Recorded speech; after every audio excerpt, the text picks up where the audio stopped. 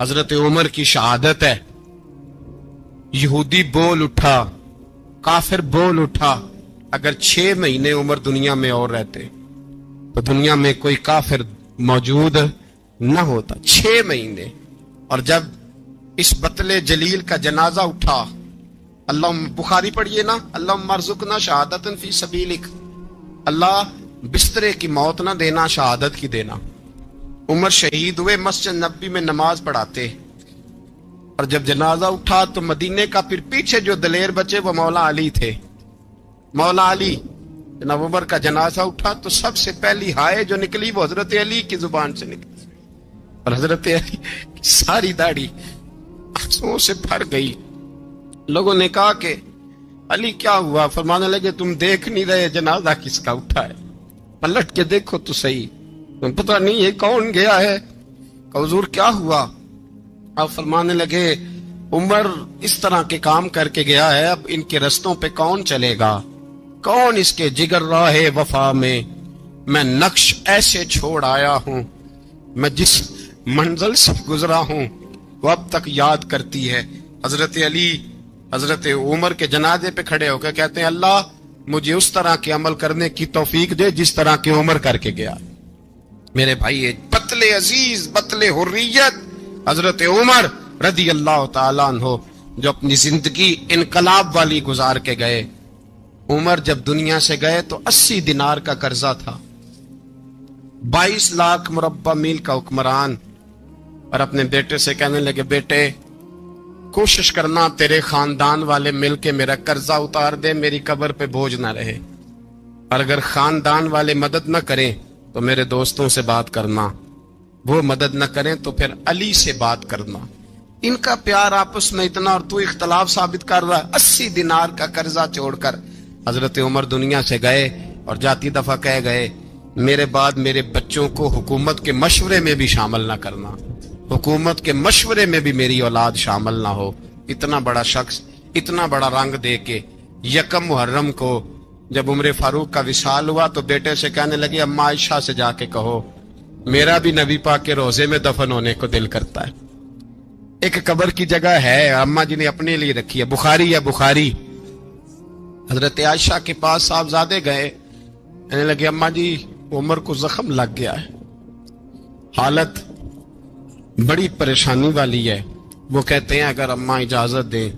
سید عائشہ رو پڑی, فرمانے لگی کہ اپنی قبر کی جگہ تو نہیں نہ کسی کو دیتا, پر عمر نے کمال ہی بڑا کیا. اسے کہو جاؤ گنبد خضرا میں قیامت تک جو مصطفیٰ پہ اور ابو بکر پہ سلام پڑے گا وہ تجھ پہ بھی سلام پڑھ کے جائے گا, جاؤ میں نے جگہ دی. اعلیٰ حضرت فاضل بریلوی رحمت اللہ علیہ فرماتے ہیں وہ عمر جس کے آداب شیدہ شکر, اس خدا دوست حضرت پہ لاکھوں سلام, اس خدا دوست حضرت پہ. آپ یقین کریں ممبر پہ بیٹھا ہوں, حضرت عمر کا جب نام لیتا ہوں تو میرے وجود کے رونگٹے کھڑے ہو جاتے ہیں. حضرت عمر کی زندگی جب پڑھتا ہوں تو لگتا ہے خدایا ایسے شخص بھی دنیا میں آئے. کہ حضرت عمر رضی اللہ تعالیٰ عنہ کا آج یوم شہادت ہے. میرا تو دل کرتا تھا کہ فجر سے باتیں شروع ہوں اور سارا دن ہی عمر کی باتیں ہوتی رہیں, سارا دن جناب عمر کی باتیں, سارا دن. اس لیے کہ ذکر جناب عمر کا ہوگا پر راضی اللہ کے رسول ہوں گے. میرے رسول پاک علیہ السلام سب کے لیے دعا مانگتے ہیں نا, حضور کی دعا عام ہے, لیکن مصطفیٰ کریم نے کعبے کا غلاف تھام لیا اور غلاف کعبہ کو حضور نے سینے سے لپٹایا اور سینے سے چمٹا کے کہا اللہ میں نے تو کبھی سوال ہی زیادہ نہیں کیے, میں کرنے آیا ہوں, مجھے عمر دے دے, عمر دے دے. حضور نے مانگ کے لیا. اور پھر جب جس کو حضور مانگے اللہ سے, حضرت عوف بن مالک اشجعی ایک صحابی ہیں, حضرت عوف بن مالک رضی اللہ تعالیٰ عنہ فرماتے ہیں کہ جناب ابو بکر صدیق کا زمانہ تھا تو میں نے خواب دیکھا, میں نے خواب میں جناب عمر کو دیکھا, اور میں نے دیکھا کہ کوئی کہنے والا کہہ رہا ہے کہ عمر وہ ہے کہ اللہ کے رستے میں کوئی اسے جتنا مرضی برا بھلا کہے یہ پرواہ نہیں کرتا. کس کے رستے میں؟ بولے سارے. اس کا مطلب ہے اللہ کے رستے میں لوگ برا بھلا بھی.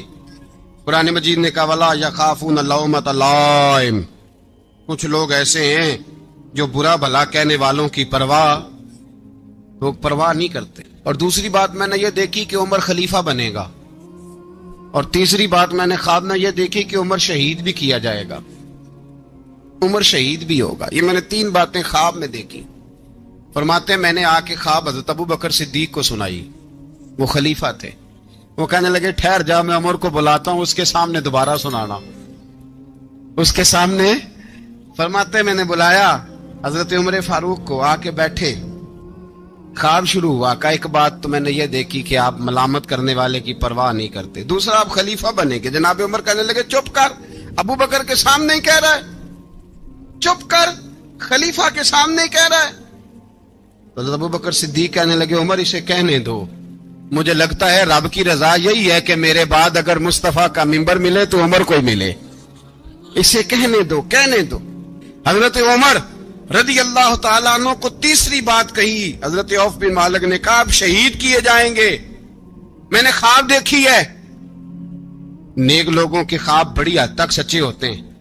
کہا میں نے خواب دیکھی ہے۔ تو حضرت عمر کہنے لگے شہید تو دلیر لوگ ہوتے ہیں، شہید تو دلیر، جسے سارا زمانہ دلیر کہہ رہا ہے وہ اپنے بارے میں کیا کہہ رہا ہے؟ کہتے ہیں شہید تو دلیر، میں تو کاہل سا آدمی ہوں، سست آدمی ہوں، میں تو اتنا کام ہی نہیں کرتا، تو یہ خواب تو نے جو دیکھا ہے نا پھر سے دیکھنا۔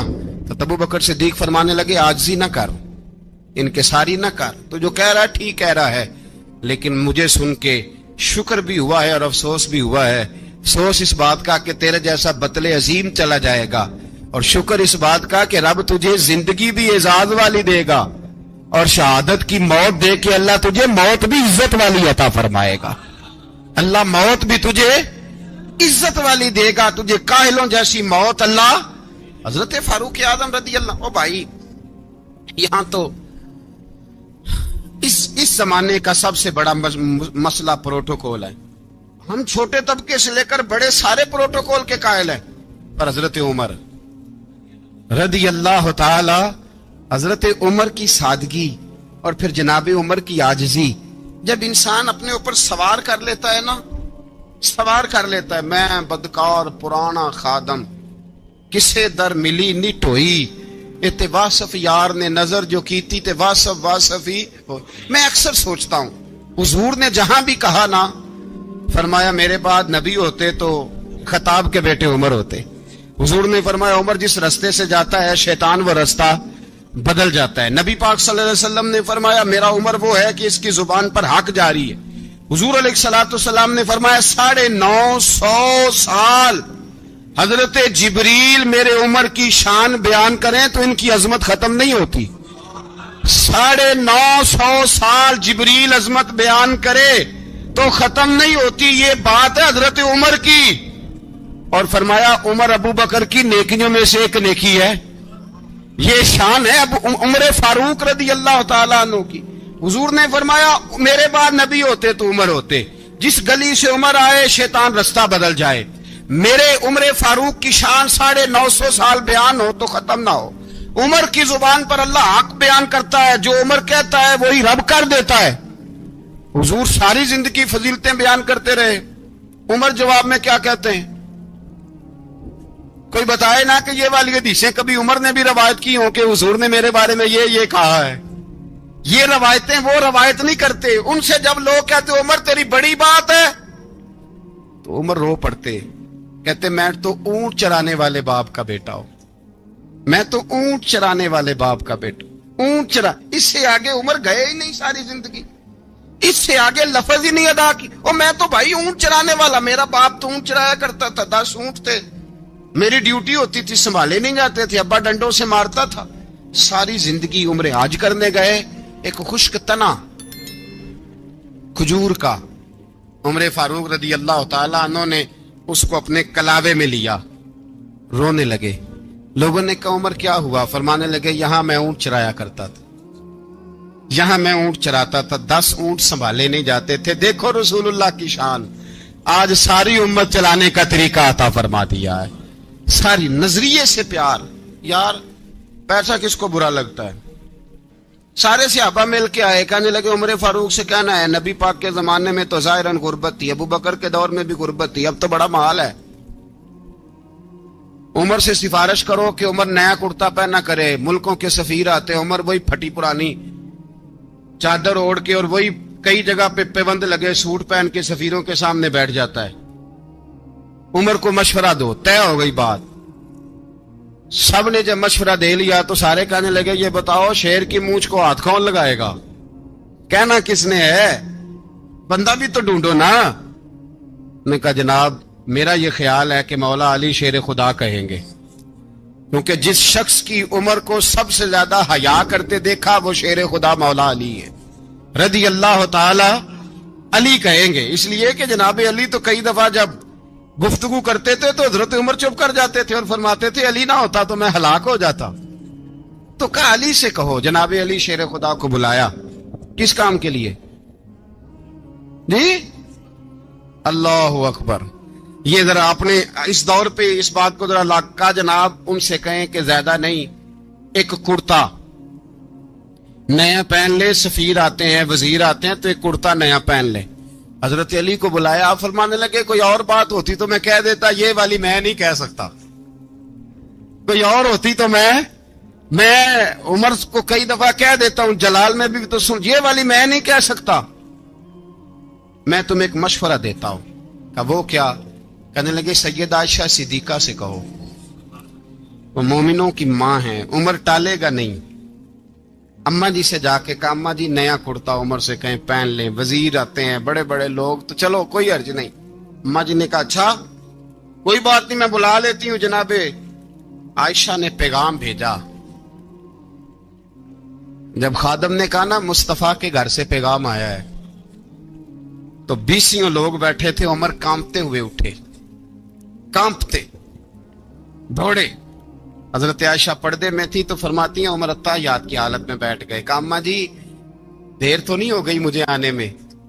کہا نہیں ٹائم پہ آ گئے ہو. کس لیے بلایا تھا؟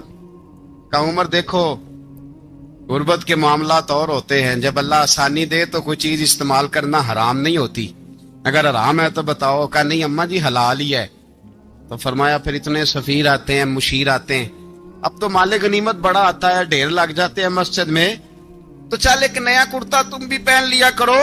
اور آپ نیا کرتا پہنو گے تو دھاک بیٹھے گی غیروں پر. تو صحابہ کا مشورہ ہے کہ آپ نیا لباس پہنے. اماں جی کہتی ہے میں نے حکم دیا تو عمر چپ کر گئے, گردن جھک گئی. تھوڑی دیر کے بعد سیدنا عمر فاروق نے سر اٹھایا تو داڑھی پہ آنسو گر رہے تھے, رو پڑے. کہنے لگے پاک محبوب کی پاک بیوی جیسے حکم کرتی ہو میں حاضر ہوں, پر مجھے وہ والا لباس پہنانا جو میرے مصطفیٰ نے پسند فرمایا ہے. اگر یہ رنگ رسول پاک کا ہے تو میں حاضر ہوں, اور اگر نبی پاک کا نہیں تو پھر جیسے آپ حکم کریں. جناب عائشہ کہتے ہیں عمر روئے تو میں زیادہ روئی, میرا پلو بھیگ گیا آنسوؤں سے. میں نے کہا عمر آپ جائیے. عمر یوں نکلے تو جو صحابہ کھڑے تھے وہ کونے میں تھے, سارے آ گئے. کہا اماں جی کیا بناؤ؟ فرمایا بھائی تم سب جو باتیں کہتے ہو وہ اپنی جگہ ٹھیک ہیں, پر عمر جو بات کرتا ہے وہ سب سے زیادہ ٹھیک ہے. عمر جس پہلو پر بات کرتا ہے وہ یار ایسی عاجزی, ایسا رنگ, ایسا انداز, ایسا طرز حیات, ایسی زندگی. اولاد کے معاملے میں لوگ بزدل ہو جاتے ہیں, بزدل. پر حضرت عمر کا بیٹا مصر گیا, وہاں سے کمائی کر کے لایا, تجارت کرنے گیا, لاکھوں کا مال. کون سا باپ ہے دنیا میں جس کا بیٹا بعد سے پیسے لے کے آئے تو ابا تفصیل پوچھے کہ بیٹا کہاں سے کمائے, کہاں سے لایا, کتنے ملے, کیوں آئے؟ کون سا باپ تفصیل پوچھتا ہے؟ ابا تو کہتا ہے لا صحیح, اور تعریفیں کرتا ہے میرا بیٹا بڑی کمائی کرتا ہے. کبھی پوچھا ہے اس سے کہ ڈیوٹی صحیح دیتا ہے کہ نہیں؟ کبھی پوچھا ہے کہ تو ایمانداری کی روزی لاتا ہے کہ حرام کی کماتا ہے؟ یہ باپ کی ذمہ داری ہے, یہ اماں کی ذمہ داری ہے. پھر کہتا ہے بیماری کیسے آ گئی, پریشانی کیسے آ گئی؟ تو نے کبھی سوال کیا اپنی اولاد سے؟ حضرت عمر فاروق رضی اللہ تعالیٰ عنہ کا بیٹا مصر سے پیسے کما کے لایا تو جناب عمر نے بلایا, فرمایا بیٹے اتنی تو تیرے پاس راس ہی نہیں تھی, تھوڑے سے تو پیسے لے کے گیا تھا, اتنی کمائی کیسے ہو گئی؟ اتنے تو پیسے نہیں تھے صاحب, کہاں سے کمائی لائے؟ اس نے کہا ابا جی وہ جو میرے چچا ہے نا مصر کے گورنر, آپ کے دوست, انہوں نے میری مدد کی ہے. فرمایا جتنے لوگ گئے تھے سب کی ہے مدد اس نے. کہا نہیں صرف میری کی. فرمایا تیری کیوں کی؟ تیری کیوں کی؟ کہا حضور آپ کے دوست ہیں. فرمایا چپ کر. حضور انہوں نے مجھے اتنے پیسے دیے, میں نے کاروبار میں ڈالے تو نفع آیا تو میں ان کی رقم دے کے. فرمایا خاموش ہو جا. باقی جتنے لوگ گئے تھے سب کی مدد کی اس نے؟ کہا نہیں حضور صرف میری کی. فرمایا اس نے تیری مدد نہیں کی, اس نے خلیفہ کے بیٹے کی مدد کی, اس لیے کہ وہ خلیفہ کو اپنے حق میں نرم کر سکے. فرمایا آدھا مال تیرا ہے, آدھا مال غنیمت کا ہے, مال خزانہ کا ہے, مسلمانوں کا ہے, اس لیے کہ تو جو وہاں سے مال کما کے لایا ہے وہ اپنے باپ کے خلیفہ ہونے کی وجہ سے کما کے لایا ہے, لہذا رکھ ادھر. یہاں کہتے ہیں کدھر سے آیا, کیسے آیا, کون سا حساب دیں, کیا کریں. او بھائی حضرت عمر رضی اللہ تعالیٰ عنہ کا اپنی اولاد کے بارے میں یہ رنگ ہے. ایک جنگ سے نا خوشبو آئی, خوشبو بڑی مہنگی ہوتی تھی, عرب میں خوشبو آج بھی بڑی مہنگی ہے, وہ زیادہ استعمال کرتے ہیں. میری باتوں کی سمجھ آ رہی ہے میرے بھائی؟ بڑی مہنگی خوشبو تھی. جب وہ خوشبو آئی تو حضرت عمر نے کہا, گھر میں پہلے پہنچی حضرت عمر کے, چونکہ زیادہ عورتیں استعمال کرتی تھی گھر کے اندر خوشبو, مرد بھی لگاتے تھے. حضرت عمر نے اپنی بیوی سے کہا, آپ کی زوجہ تو تھی وہ بڑی خوشبو کو پسند کرتی. حضرت عمر نے اپنی زوجہ سے کہا کہ خوشبو لاؤ, میں نے ایک عورت کی ڈیوٹی لگائی ہے, وہ خوشبو تول کے نا تو حصہ برابر صحابہ میں بانٹ دے گی. تو آپ کی زوجہ کہنے لگی کسی بی بی کی ڈیوٹی لگانے کی کیا ضرورت تھی, میں جو موجود تھی میں بانٹ دیتی ہوں تول کے حصہ برابر. آپ نے فرمایا نہیں تو رہنے دے, فلانی بی بی بانٹے گی. حضور میں نے بھی بانٹنی ہے, میرے پہ کچھ حق ہے؟ آپ نے فرمایا نہیں, تو تفصیل نہ پوچھ, تو خوشبو دے دے, کوئی اور بانٹے گی. خاتون خانہ تھی نا, کہنے لگی نہیں مجھے بھی آج آپ کو بتانا ہی پڑے گا کہ کوئی جو بانٹ سکتی ہے تو میں کیوں نہیں بانٹ سکتی. زوجہ کہتی عمر نے بات کی تو میری چیخیں نکل گئیں. حضرت عمر فرمانے لگے جب تو خوشبو بانٹے گی نا تیرے ہاتھوں کو بھی لگے گی, تیرے دوپٹوں کو بھی لگ جائے گی. اگر رب کریم نے مجھ سے سوال پوچھا کہ عمر خوشبو تو مسلمانوں کی تھی, تیری بیوی کے دوپٹے کو کیوں لگ گئی, تو میں اللہ کے حضور کیا جواب دوں گا؟ اگر اللہ نے یہ سوال کیا کہ تیری بیوی نے کیوں لگائی, وہ تو حصہ تھا مسلمانوں کا, تو نے تیری بیوی نے کیوں لگائی؟ تو فرمایا میں نہیں چاہتا کہ اللہ کے حضور مجھے اور تجھے باز پرس ہو, لہذا کسی اور کو بانٹنے دے. زوجہ روئی اور تڑپ کے کہنے لگی عمر مجھے لگتا ہے صبح قیامت بھی تیری بیوی ہونے کی وجہ سے اللہ مجھے جنت عطا فرما دے گا, تیری زوجہ ہونے کی برکت سے. بھائی یہ معیار رکھا, خدا کی قسم ایسا شخص تاریخ میں دوبارہ نہیں آیا. اتنا بڑا آدمی, اتنا بڑا شخص, اتنا بڑا آدمی, اور پھر رنگ یہ ہے کہ عمر 22 لاکھ مربع میل کا حکمران, 22 لاکھ, اور کھجور کے درخت کے نیچے مٹی کا ڈھیلا لے کے سو گئے ہیں, پرواہ کوئی نہیں, کوئی مسئلہ ہی نہیں. 2 غلام ساتھ بیٹھے تو ایک روٹی حضرت عمر نے گھر سے منگوائی, تھوڑا سا سرکہ, تو غلام کہنے لگے ہم نے بھی کھانی ہے. فرمایا کوئی حرج نہیں, روٹی کو پیٹ بھر کے کھانا ضروری تو نہیں, 3 حصوں میں بانٹ لیتے ہیں. ایک آدمی آیا ہوا تھا مصر کا رہنے والا ملنے کے لیے, اس نے پوچھا عمر کدھر ہیں, تو کہا وہ ادھر جاؤ مسجد میں بیٹھے ہوں گے. اور واپس آیا تو کہنے لگا وہاں تو 3 غلام بیٹھے ہیں, ایک روٹی بانٹ کے کھا رہے ہیں, لگتا ہے کئی دنوں سے روٹی نہیں ملی. کہا 3 غلام تو کوئی نہیں, وہاں 2 ہی تھے, تیسرے تو امیر المومنین تھے. اس نے کہا نہیں 3 غلام ہیں, کپڑے بھی ایک طرح کے پہنے ہوئے, بلکہ 2 کے تو پھر صحیح ہیں, تیسرے کے تو زیادہ ماڑے ہیں. کپڑے بھی ایک طرح کے, کھانا پینا بھی ایک طرح کا, اور ان کا نشست برخاست بھی ایک طرح کی ہے, لہذا کوئی فرق نہیں. حضرت ابو ہریرہ کہتے ہیں میں لے کے آیا, اور جناب عمر کو جب میں نے کچی زمین میں تامت سمیٹ بیٹھے دیکھا تو میں رو پڑا. میں نے اس مصر سے آنے والے کو کہا تو اس کے جلوے دیکھ, اگر اس کی ذات میں اتنا حسن ہے تو محمد عربی کا مقام کیا ہوگا. یہ مقام غور ہے, مقام غور. ایک آدمی کو آپ نے دیکھا آنکھوں سے نابینا ہے اور بھیک مانگ رہا ہے, تو حضرت عمر کو نظر آ گیا. فرمایا کون ہو؟ اس نے کہا میں یہودی ہوں.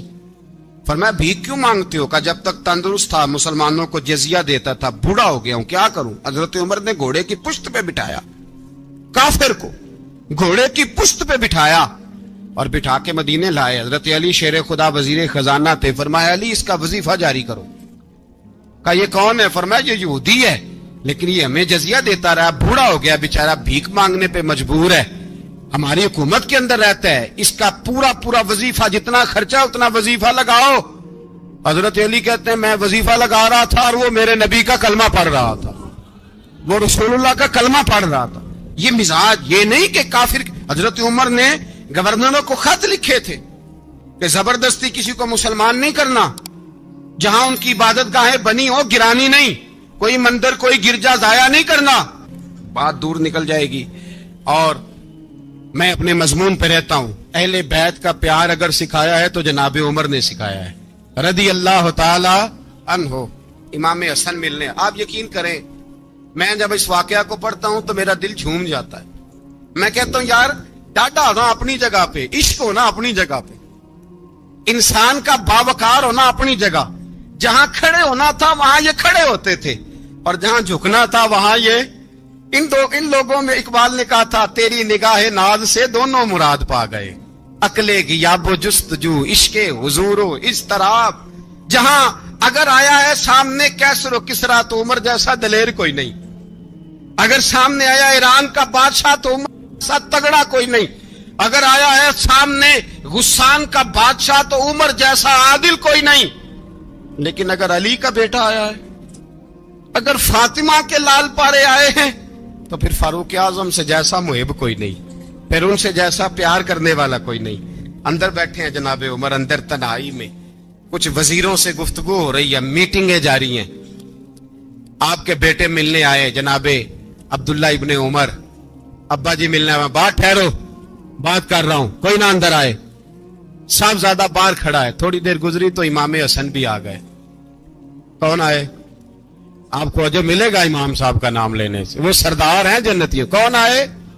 سارے بولیے امام حسن، تیری نسل پاک میں ہے بچہ بچہ نور کا، تو ہے نے نور تیرا سب کرانا۔ امام حسن آئے تو حضرت عبداللہ ابن عمر کو دروازے پہ کھڑے دیکھا، کہا امیر المومنین کہاں ہیں؟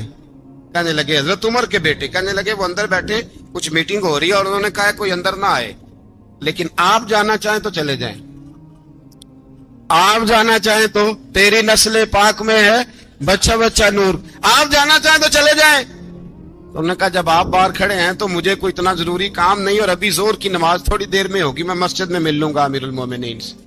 یہ بات کہہ کے امام حسن چلے گئے۔ یار اتنی بڑی بات نہیں تھی، اتنی بڑی بات نہیں تھی۔ تو میرے استادوں کا بیٹا بھی آئے تو کہا ٹھیک ہے جی وہ سوئے ہوئے ہیں، تو کوئی غرض نہیں یار میں ٹھہر کے آ جاؤں گا، کوئی بڑی بات نہیں تھی، دیکھا جائے تو بڑی بات نہیں تھی، پر بات بہت بڑی تھی، اس لیے کہ یہ خالی حسن نہیں، یہ حسن ابن علی ہے، یہ حضرت فاطمہ کے لخت جگر۔ حضرت عمر باہر نکلے، عبداللہ ابن عمر سے پوچھا کوئی آیا تو نہیں؟ تو کہا حضور امام حسن آئے تھے۔ تو کہا پھر شہزادے کو اندر کیوں نہیں بھیجا؟ کہا میں نے کہا تھا۔ وہ کہنے لگے اگر امیر المومنین مصروف ہیں تو میں ظہر میں مل لوں گا۔ حضرت عمر رونے لگے، فرمایا بیٹے تو نے اچھا نہیں کیا۔ پھر مسجد نہیں گئے، سیدھے امام حسن کے دروازے دستک دی، امام حسن باہر آئے، کہا شہزادے آئے تھے تو ملے کیوں نہیں؟ امام حسن کہنے لگے حضور آپ کا اپنا بیٹا دروازے پہ کھڑا تھا، آپ کا اپنا بیٹا دروازے پہ کھڑا تھا، اور منع بھی کیا تھا آپ نے تو میں زور میں مل لیتا۔ حضرت امام حسن فرماتے جوش جذبات میں جناب عمر نے سر سے پگڑی اتار دی، جوش جذبات میں کہنے لگے حسن میرے بیٹے کا اور آپ کا کیا مقابلہ؟ کیا اس کی ماں کا نام فاطمہ الزہرا ہے؟ کیا اس کی نانی کا نام خدیجہ الکبریٰ ہے؟ کیا اس کے نانے کا نام محمد مصطفیٰ ہے؟ آپ کا اور اس کا کیا مقابلہ؟ پھر رو پڑے اور کہنے لگے بیٹے میں مکے کے صحراؤں میں اونٹ چرایا کرتا تھا، یہ جو میرے سر پر عزت کے بال ہیں یہ تیرے نانے کے اگائے ہوئے، میں مکے کے خبردار شہزادے خبردار۔ او بھائی اہل بیت نبوت کے ادب کا رنگ اگر سکھایا ہے تو سیدنا عمر نے سکھایا ہے۔ سوار دے فرماتے جب پہنچے نا دار ارقم میں تو دروازے پہ حضرت امیر حمزہ کھڑے تھے۔ حضرت امیر حمزہ، ایک شخص کہنے لگا حضرت امیر حمزہ سے عمر آ رہا ہے، فرمایا آنے دو۔ کہا حضور وہ تلوار بھی گلے میں لٹک رہی ہے، فرمایا آنے دو، وہ اگر عمر ہے تو میں بھی امیر حمزہ ہوں۔ वो अगर उमर है तो अना अशदुल्लाह व रसूल ही, मैं अल्लाह रसूल का शेर हूं, आने दो। कहा आप क्या करेंगे? कहा अदब मलहूज रखेगा तो खातर से बिठाएंगे, नमूना उसको हम खुल्के मोहम्मद का दिखाएंगे, अगर नीयत नहीं अच्छी तो मैं उसको कत्ल कर दूंगा, उसी की तेग से सर काट के छाती पे धर दूंगा। मैं आने तो दो, आने दो उमर को। हजरत उमर आए, दरवाजे में दाखिल हुए। सहाबा फरमाते हैं कि हुजूर ने शोर सुना, फरमाया कौन है दरवाजे पे? फरमाया उमर। फरमाते हैं हुजूर उठे तेजी से, चादर गिर गई, चादर, हुजूर तेजी से उठे, खोल दो दरवाजा। हुजूर उमर के गले में तलवार है, फरमाया फाटक खोल दो। या रसूल अल्लाह उमर आपका दुश्मन, फरमाया खोलो दरवाजा। कहा या रसूल अल्लाह खत्ताब का बेटा, फरमाया खोलो दरवाजा। या रसूल अल्लाह अबू जहल का रिश्त, फरमाया खोलो दरवाजा। हुजूर माजरा क्या है? फरमाया वो अपने आप नहीं आया, मैंने रात अल्लाह से दुआ मांगी है, मैंने मांग के लिया है, मैंने मांग के लिया, वो अपने आप थोड़ा आया है, मांग, खोलो दरवाजा, आने दो। हजरत उमर झट से दरवाजा खुला ना, रसूल पाक सामने खड़े हो गए। क्या मंजर था? अबू बकर फरमाते हैं तुम्हें क्या बताएं क्या मंजर था? हजरत हरकम फरमाते हैं तुम्हें क्या बताएं क्या मंजर था? मेरे हबीब की गर्दन तनी हुई है, आंखों में आंसू भरे हैं पर नीचे नहीं गिरते, आंसू भरे हैं आंखों लेकिन नीचे टपकते नहीं। मेरे रसूल पाक आगे बढ़े, उमर की गर्दन झुकी हुई है, उमर ऊपर नहीं देखते। हुजूर आगे बढ़े, जाके हजरत उमर का कंधा जोर से हिलाया, फरमाया क्या प्रोग्राम है तेरा, क्या इरादा है तेरा, बोल। हजरत फारूक आजम आंख यूं उठा के कहने लगे सोने बस अब कलमा पढ़ने का इरादा है, सोने कलमा पढ़ने का। सहाबा फरमाते हैं पता नहीं क्या हुआ, पता नहीं, हुजूर का इतना जोश हमने कभी नहीं देखा, नबी पाक को नारा लगाते हमने पहले कभी नहीं देखा। जब उमर ने कहा ना सोने कलमा पढ़ने आया हूं, फरमाते हैं रसूल पाक के जो आंसू बंधे हुए थे ना वो टप से नीचे गिरे और हुजूर ने फरमाया अल्लाहु अकबर, अल्लाहु अकबर। फरमाते हैं हुजूर ने जब अल्लाहु अकबर कहा तो सारे सहाबा भी कहने लगे अल्लाहु अकबर, अल्लाहु अकबर, अल्लाहु अकबर। हजरत उमर फारूक का अदल और हजरत फारूक आजम का इंसाफ, इसको दुनिया जानती भी है, मानती भी है। हजरत फारूक आजम रज़ी अल्लाह तआला अन्हु काजियों का तकर्रुर करते वक्त सबसे ज्यादा एहतियात करते थे कि बंदा किस किस्म का है, इसका मिजाज क्या है, मुआशरे में इसका वकार कैसा है, उस हिसाब से उसको तकर्रुर करते थे काजी के लिए। और क्या हाल था? हज़रत ज़ैद बिन साबित रज़ी अल्लाह तआला अन्हु को आपने काजी मुकर्रर किया, बाद में माजूल कर दिया। क्यों आपने माजूल किया है? तो हज़रत उमर कहने लगे उसकी वजह है, एक दिन एक शख्स ने, हज़रत उबई बिन काब ने मुझ पर मुकदमा किया, हज़रत उमर पर मुकदमा कर दिया। तो फरमाते हैं कि मेरे सामने मैं देख रहा था, जब मैं अदालत में पहुंचा तो ज़ैद बिन साबित ने मेरा खड़े होकर इस्तकबाल किया, और जब मुदई आया है तो वो बैठे रहे हैं।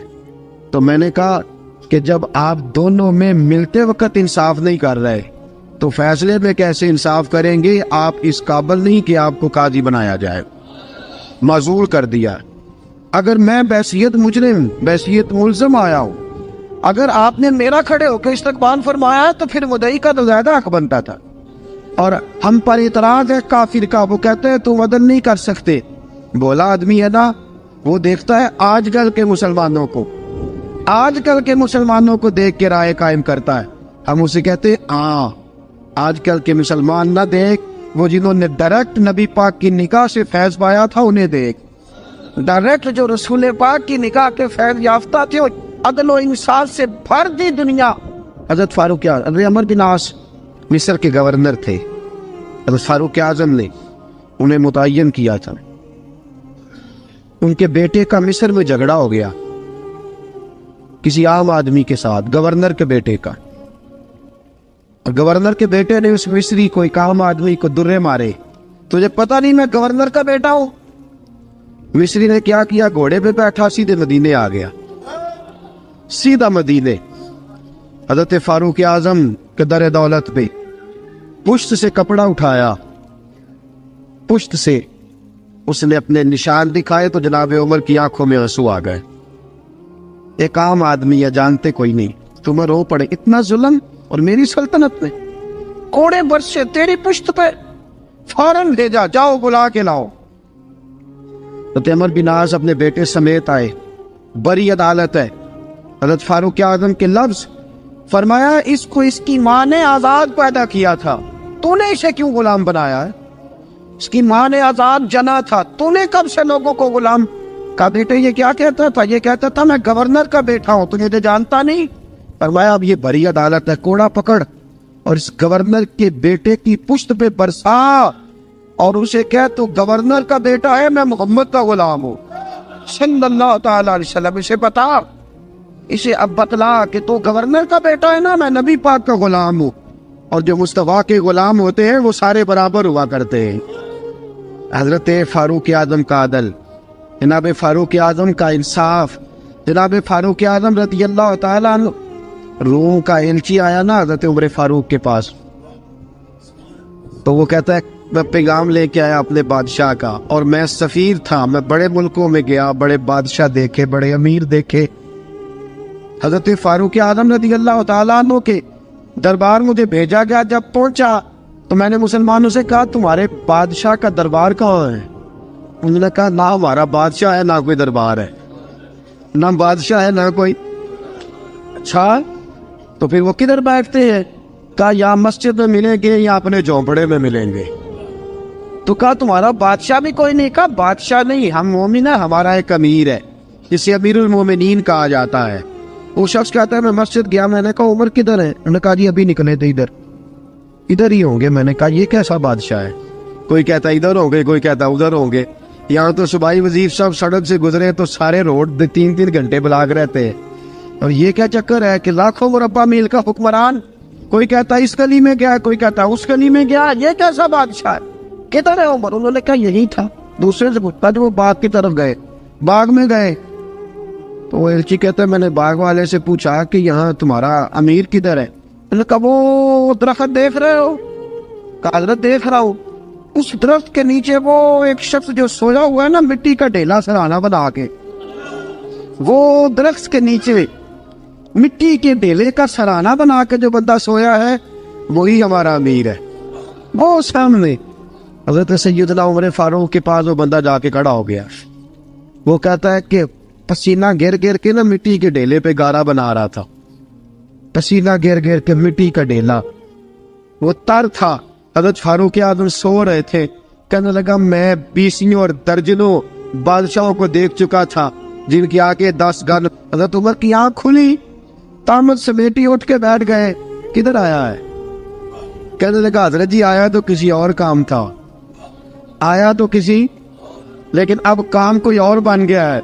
आपने फरमाया अब क्या काम बना है? कहने लगा मेरा काम ये बना है कि मेरा भी दिल किया मैं भी कलमा पढ़ूं और नबी पाक का गुलाम बन जाए।